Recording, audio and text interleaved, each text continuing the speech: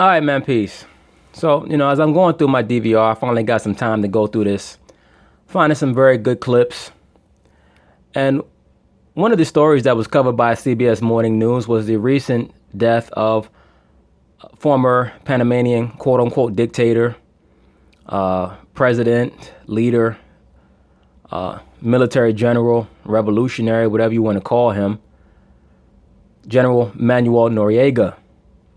They're going to cover his life, and they're going to touch on some things, and of course I'm going to chime in. So let's see what they have to say here. The notorious former dictator of Panama, Manuel Noriega, died last night. Noriega ruled Panama with an iron fist in the 1980s. He was an American ally until... No, he wasn't just an American ally, quote unquote. He was a CIA operative, and he was working very, very closely with the CIA from the 1950s all the way up until his demise in the mid-80s when he stepped out of bounds a little bit. And I've touched on this numerous times, brothers. Y'all got to understand something, which most of y'all already do. But the world is ruled right now, this current world is ruled like a corporation. That's all it is. The entire world is a corporation. And all the leaders of the world are viewed as anywhere from managers to directors. They have to report to the CEO, and the board of directors. The board of directors are the top banking families. All right, the Rothschilds, Rockefellers, y'all already know. And also in concert with the Pope, who's a spiritual leader. All right, but these rulers, quote unquote rulers, they're really just proxies. What is a proxy? A proxy is somebody who's put in power to do the will of those above him. They allow him or give him or her a small space of autonomy. But for the most part, when they're called on, they have to do their job. And their job normally is to make sure that the people that they rule over accept the form of government that the elite want to implement, which is normally socialism / Marxism / communism. And also that the proxy ruler can be used as an intermediary to get the natural resources that the higher level managers and directors in the corporation need in order to do what they need to do. All right. So Manuel Noriega, he acted as an intermediary between the U.S. government. This is in the 80s, I'm saying, 70s and 80s. He acted as an intermediary between the U.S. government, which was led by by Mr. George H.W. Bush. And it didn't matter. Even though Ronald Reagan was president, George Bush was still the one running the country, quiet as kept. And Manuel Noriega's job was to act as an intermediary between George Bush and the Department of Defense and the Medellin drug cartel in Colombia and the Cali drug cartel. That was his job. All right, but you know what? Let's let this clip run and we'll bring out some more things. Until he was accused of drug trafficking and money laundering. The United States invasion in 1989 removed him from power. Now, they said he was accused of drug trafficking and money laundering. He was a drug trafficker and a money launderer. He was. But the reason why he was so upset was because the people who were accusing him of drug trafficking and money laundering were his business partners. That being George Bush. They really got mad at Noriega because they wanted to use Panama as a staging point to fight the Sandinistas in Nicaragua. All right. The Sandinistas were put into power by the Soviet Union. They used the Sandinistas to take out somebody, a former quote unquote dictator named Somoza. All right. I can't remember the cat's real first name. Pardon me. I remember his last name was Somoza. And his father also ruled. His father was put in power by FDR. I mentioned FDR previously. When I get the chance, I'm going to do a video on FDR because FDR was probably the most wicked president of the 20th century. I've said that over and over and over again, but he was. But anyway, Somoza's father, who also was had the same first name, but the first name escapes me. Start with an A. But Somoza's father came to the United States to be indoctrinated. And after he was properly taught, he was sent back to Nicaragua to rule. And FDR made a very inflammatory and denigrating statement about Somoza, something along the lines to imply that he was the property of the United States. All right, I can't remember the exact term that FDR used, but he basically stated in no uncertain terms that Somoza was a an asset of the United States. This is from back in the 30s and 40s. Of course, he dies. His son takes over, also with the same name, and he eventually gets removed out of power by the Soviets, who were in the process of taking over a lot of South America and Central America with communist revolutions. All right. So that brings us to Panama. Panama came into power through Manuel Noriega, who, like I said, he was a CIA asset. He was also the cohort of somebody named Trujillo. And the reason why I bring up Trujillo is because he's the one who bargained with Jimmy Carter to reattain or regain the Panama Canal. Now, Jimmy Carter was a pawn of a man named Zbigniew Brzezinski. I mentioned him before. I have to do a video on him because he was very, very, very important in world political affairs. He was what was known as a geostrategist. Guys like him and Henry Kissinger, those are the guys who tell the presidents what they're going to do. All right, they're like the messengers of the banking families, the elite. They're the ones who, and most of those guys they work for various governments, not just the U.S. government. All right, Kissinger is a Soviet agent. That's already been revealed from a long time ago. But like I said, all these guys are all working for the same goal, which is to have communism installed in every government. In the governments where they can't have outright communism installed, they just want to install like a moderate socialist republic. But the point is just to make everybody a debt slave. All right.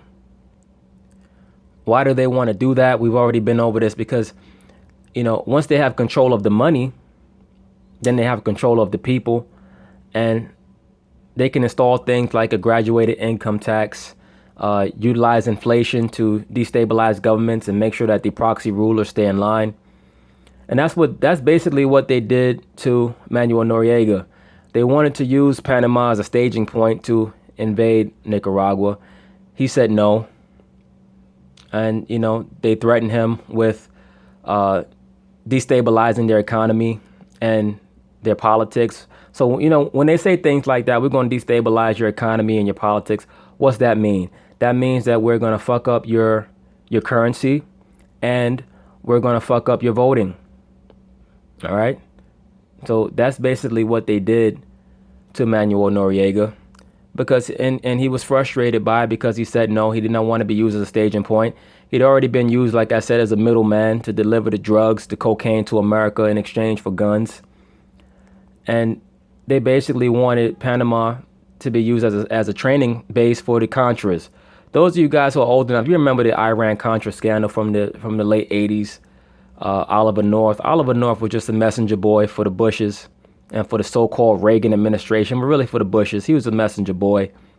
His job was to go to Iran and basically give them the terms, give Ayatollah Khomeini, who himself, Ayatollah Khomeini, was not the real Ayatollah Khomeini. He was a Russian, a Soviet operative. The proof of that is that the real Ayatollah Khomeini only had 9 fingers. And after they took the Shah of Iran out of power and put the new Ayatollah Khomeini in there, he had 10 fingers. All right. So that was a Soviet operative. Anyway, Oliver North, he goes over there to work with them to exchange weapons or arms for oil with the Iranians. With the Afghanis, he was exchanging arms for heroin. And in Panama, with with Noriega, he was exchanging arms for cocaine. So it all blew up in their face when Noriega said no. So they had something called Operation, Blue Spoon. And in Operation Blue Spoon, they basically just invaded. They killed a whole bunch of Panamanian civilians.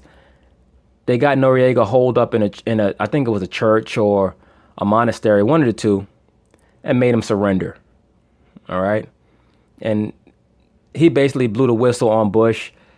He outed Bush as a co-conspirator in the drug trafficking out of Panama. Bush denied that he knew him, but of course he knew him. Bush was behind everything. The Bush is another guy. He's just, that dude is so wicked. But you know what? Let's let this continue on. Vladimir Duthiers of our streaming network CBSN has Noriega's complicated relationship with the United States and the law. The relationship wasn't really complicated. He was a CIA operative. Brothers, all these guys are CIA, like these guys that the United States ends up fighting. All these guys are like employees who, you know, the upper level management says, you know what, they're not doing their job. It's time to let them go. But in order, you know, you just can't fire him like you would at a regular corporation. So you have to build up a narrative. Oh, no, with this guy, with Noriega, he was drug trafficking. With Saddam Hussein, it was weapons of mass destruction. With the Shah of Iran, he's oppressing the people. You know, it's always something that they have to build up this narrative so that they can use it as a pretext to basically fire an employee. All right, but it's not complex at all. It's not difficult to figure out.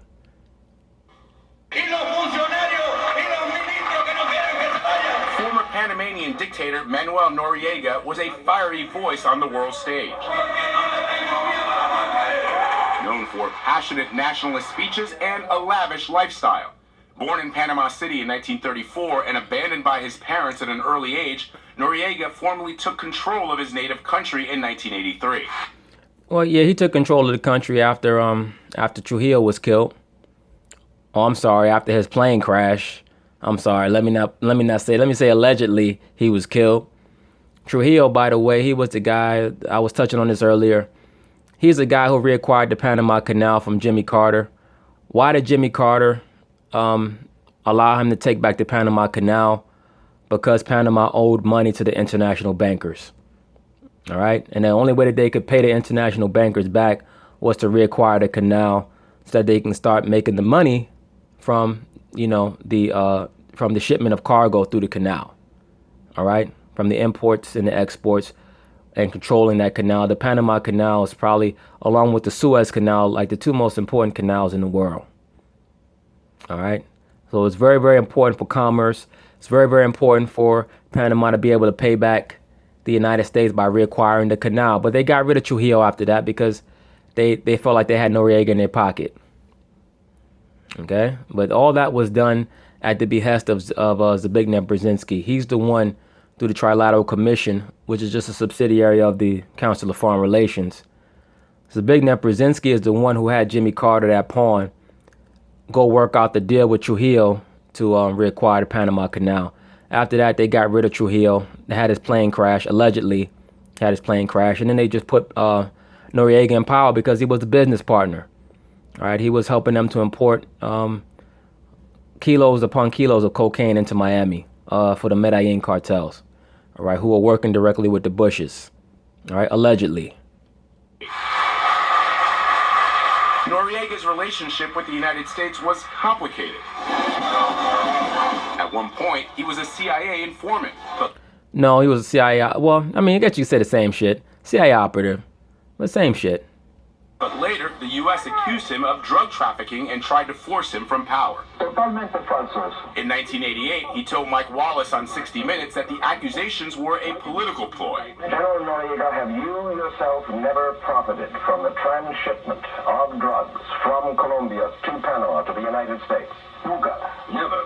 Never. I directed our armed forces to protect the lives of American citizens in Panama. No, you didn't. You directed your armed forces to cut out the middleman. All right.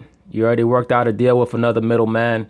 You worked out a deal with the cartels directly, and you've decided that Manuel Noriega was more trouble than he was worth. So you say, you know, we got to get this little dude out of here because he's fucking up our money. And to bring General Noriega to justice in the United States. A year later, President George H.W. Bush sent troops to overthrow Noriega's regime. He escaped the initial attack, but later surrendered to U.S. soldiers. A new breeze is blowing. The day of the dictator is over. How the hell he gonna say that? He's one of the biggest dictators of the last 100 years. Let me say, I gotta do a video on the Bushes, man. The dictator went on trial and then to prison. First in the United States on drug charges, and then in France for money laundering. In 2011, he returned to his native Panama, where he remained behind bars. And the guy that they put in power to replace Noriega was definitively connected to the banks that they were using to launder the drug money. That's one of the main reasons why they also were upset with Noriega. He was freezing the accounts that they were using to launder the drug money. All right. There was a guy, I'm trying to remember what the name of this dude was. The DEA, the chairman of the DEA, the leader of the DEA at that time, last name was Lawn, Lawn. I think his first name was John. He actually sent a letter to Manuel Noriega congratulating him for helping them on the war against drugs, or the war on drugs. It was known as Operation Pisces, because Manuel Noriega was freezing the accounts, the bank accounts that they were using to launder the drug money. All right. And he was outing a lot of the operatives that were flying the drugs out of Panama. That's another reason why they got pissed off at him. I'm trying to remember the name of the guy who they replaced him with to lead Panama. I think his name was Ankara or Antara, something like that. But this guy had direct shares in the banks, and shareholder. He was a direct shareholder in the banks that they were using to hold the damn drug money. All right. So everybody that was put in power after they took Noriega out of power was somebody who they knew was going to follow the game plan. All right. You brothers could look up who the guy was who replaced him. I think it was Antara or Ankara, one of them, Entara, something like that. Manuel Noriega died last night at the age of 83. In March, he fell into critical condition after suffering a hemorrhage after surgery to remove a brain tumor. No official cause of death has been given, Gail. He probably was some type of sacrifice or some shit. I don't know. It really don't matter. You know, all those guys from the 80s, like Oliver North and him and all them guys, it's like a damn comic book. Thank you very much, Vlad. The new cancer fighting... Yeah, we'll find out about the cancer fighting shit another time, Gail. But yeah, you know, like I said, brothers, all these so-called leaders, especially the ones who are the leaders of what they call third world countries, they're all plants. All right, like same thing with Ho Chi Minh. All right, and if I ever get around to do the video on the Vietnam War, Ho Chi Minh, he was another one. He worked with the OSS, which was the forerunner of the CIA. All right. Ho Chi Minh was a trained agent. They put him in charge of Vietnam on purpose because the plan, and this is something that they organized at the Potsdam Conference. What's the name of the other conference? It was right after World War II. They had a conference called the Potsdam Conference, and there was another conference that's slipping my mind right now, where they basically laid out that they were going to have a war against Korea and against what they call Indochina at the time, which was, you know, what we call Vietnam, they called Indochina, which is like Southeast Asia, because they wanted to install communism, but they needed a methodology to install it and also take the natural resources from those, you know, from those places. Like I said, brothers, it's all the same thing. They want to go to these different places, take the natural resources and install communism to make everybody there a debt slave. All right. With Panama and Colombia, it was install communism, take the cocaine. With Indochina, it was, you know, install communism and take the poppy seeds. Same thing with Afghanistan. Afghanistan, you know, those places, brothers, they're not installing democracy. It's just socialism. It's just moderate socialism. All right. With Korea, it was, you know, install communism, take the tungsten. All right, the tungsten is what they use for the space program. All right, for those of you brothers who don't know. But anyway, this was a good little feature. All right, peace.